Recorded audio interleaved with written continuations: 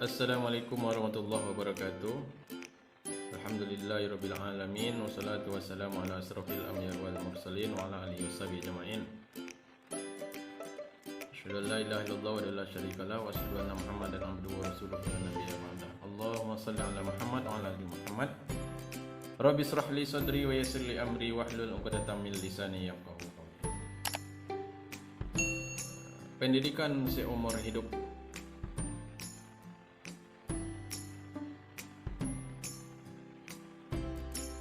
Ya, tujuan pendidikan manusia seutuhnya. Tujuan pendidikan manusia seutuhnya dan dilaksanakan seumur hidup adalah untuk mengembangkan potensi kepribadian manusia sesuai dengan kodrat dan hakikatnya, menumbuhkan kesadaran bahwa proses pertumbuhan dan perkembangan kepribadian manusia bersifat hidup dan dinamis, serta mengembangkan dan meningkatkan harapan hidup manusia. Pendidikan seumur hidup atau dikenal juga dengan istilah PSH, ya. Pendidikan seumur hidup. Pendidikan seumur hidup ini adalah sebuah konsep pendidikan yang menerangkan tentang keseluruhan peristiwa kegiatan belajar mengajar dalam proses pembinaan kepribadian yang berlangsung secara kontinu dalam keseluruhan hidup manusia. Proses pembinaan kepribadian memerlukan rentang waktu yang relatif panjang, bahkan berlangsung seumur hidup.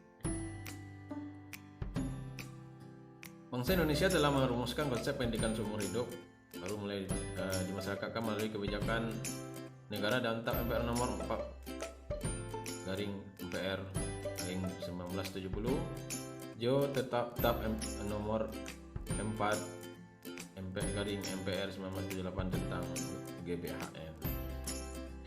Di dalam Undang-Undang Nomor 20 Tahun 2003 ditegaskan bahwa pendidikan seumur hidup itu dijelaskan dalam pasal 13 ayat 1 yang mana bunyinya adalah jalur pendidikan terdiri atas pendidikan formal, non-formal, dan informal yang dapat saling melengkapi dan memperkaya. Jadi dapat pula dikatakan bahwa pendidikan dapat diperoleh dengan dua jalur, yaitu jalur pendidikan sekolah dan jalur pendidikan luar sekolah. Pendidikan seumur hidup adalah sebuah sistem konsep pendidikan yang menerangkan keseluruhan peristiwa-peristiwa kegiatan belajar mengajar yang berlangsung dalam keseluruhan kehidupan manusia. Dasar pemikiran pendidikan seumur hidup yang pertama dari segi tinjauan ideologis, yang mana dikatakan bahwa pendidikan seumur hidup akan memungkinkan seseorang mengembangkan potensi dengan terus-menerus sepanjang hidupnya, memberikan skill atau kemampuan agar mampu beradaptasi dengan masyarakat. Karena pada dasarnya manusia dilahirkan ke dunia mempunyai hak yang sama untuk mendapatkan pendidikan serta peningkatan pengetahuan dan keterampilan. Selanjutnya yang kedua, tinjauan ekonomis, yang mana pendidikan seumur hidup itu adalah cara paling efektif untuk keluar dari kebodohan, yang pendidikan seumur hidup itu dapat meningkatkan produktivitas, memelihara dan mengembangkan sumber-sumber yang dimiliki, memungkinkan hidup dalam suasana yang menyenangkan dan sehat, memiliki motivasi dan mengasuh serta mendidik anak-anak secara tepat.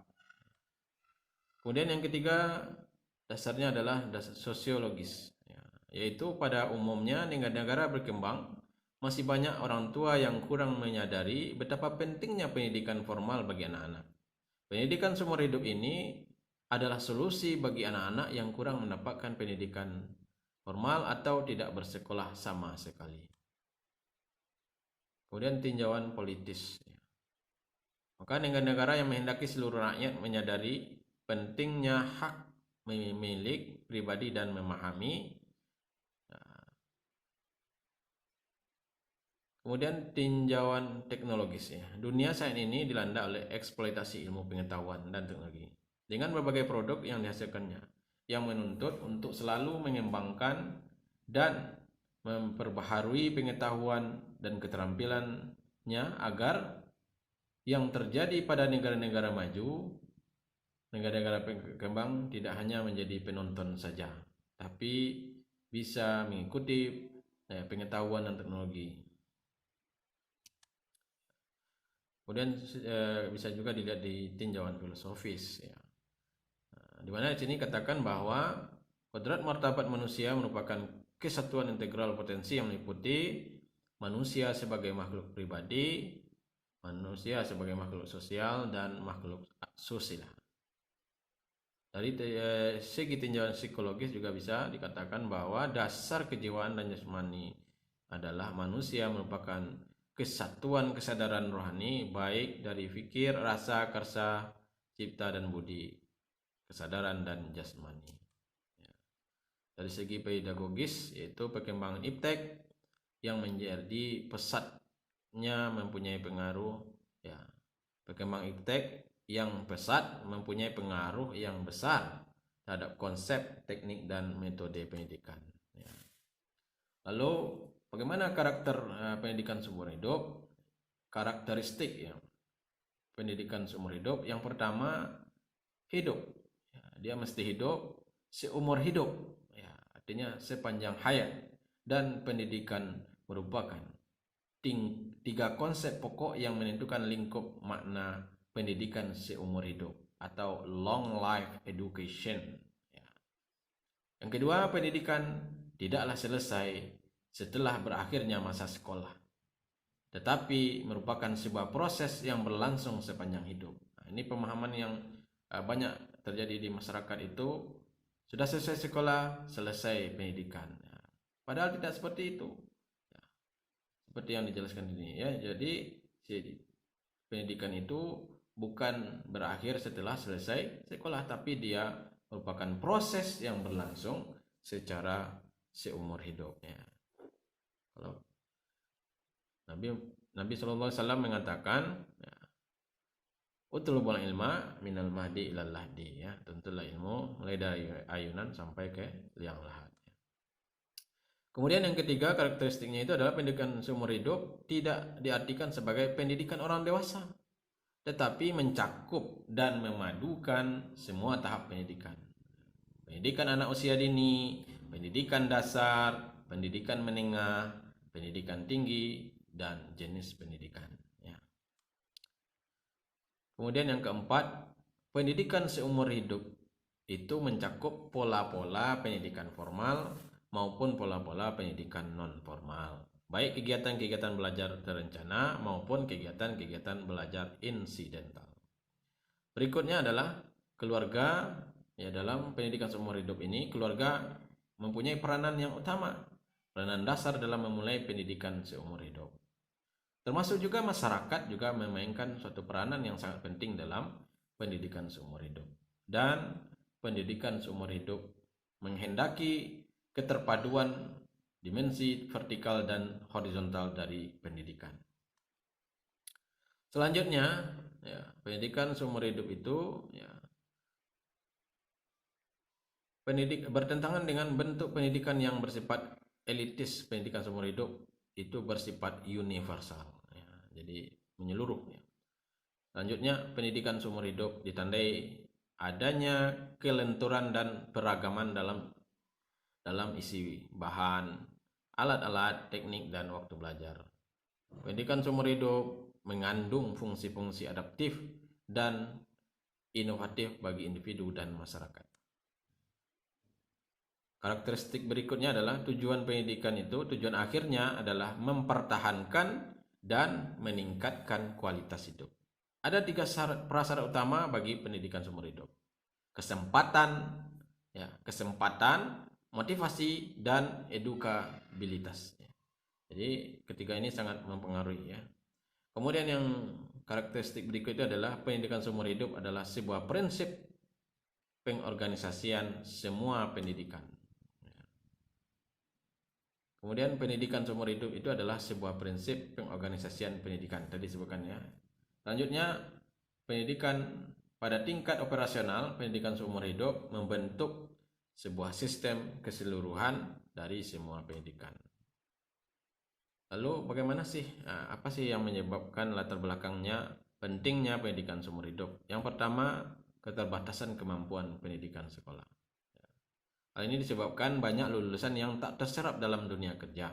banyak penganggur, tamat sekolah banyak penganggur ya. Kemudian banyak daya serap rata-rata lulusan sekolah masih rendah ya. Jadi belum banyak daya serapnya. Yang ketiga, pelaksanaan pendidikan sekolah tidak efisien sehingga terjadi penghamburan pendidikan ya, seperti terjadinya putus sekolah. Latar belakang berikut itu adalah perubahan masyarakat dan peranan-peranan sosial yang juga mempengaruhi. Kemudian pendayagunaan sumber-sumber yang belum optimal. Ya, ini mesti dioptimalkan, dan perkembangan pendidikan luar sekolah yang sangat besar. Lalu bagaimana implikasinya konsep pendidikan seumur hidup ini bagi pendidikan sekolah? Yang pertama, kita lihat dari fungsi dan tujuan sekolah. Maka implikasinya pendidikan sekolah merupakan salah satu tangga dari keseluruhan proses pendidikan yang berlangsung seumur hidup. Jadi pendidikan sekolah itu atau pendidikan formal itu merupakan salah satu tangga yang dapat dilalui dalam proses pendidikan seumur hidup. Yang kedua, pendidikan sekolah itu adalah pendidikan untuk mengembangkan semua aspek kepribadian, baik kognitif, afektif, maupun psikomotor. Kemudian yang berikut, pendidikan sekolah juga merupakan suatu sistem yang terbuka. Dan pendidikan sekolah itu memberikan pengalaman belajar yang memungkinkan peserta didik dapat menggunakan hasil belajarnya untuk belajar sendiri, atau dikenal dengan istilah self-learning, dan membina diri sendiri, ya, self-direction. Ya. Selanjutnya, pada pendidikan sekolah ini hendaknya dapat membuat peserta didik ya, menyadari perlunya belajar seumur hidup, meningkatkan kemampuan belajar, memadukan pengalaman belajar di sekolah dengan di luar sekolah. Yang kedua, program pendidikan sekolah. Ya, jadi pengaruhnya atau implikasinya yang kedua terhadap pendidikan sekolah, program. Yang mana kegiatan pendidikan terdiri dari kegiatan intra dan ekstra. Kegiatan sekolah semakin tertuju dan mengutamakan kegiatan belajar sendiri dan membina diri sendiri. Proses pendidikan atau kegiatan pembelajaran melalui berbagai pengalaman. Itulah diantara penjelasan materi pendidikan seumur hidup. Terima kasih sudah menonton video ini, mudah-mudahan bermanfaat. Assalamualaikum warahmatullahi wabarakatuh.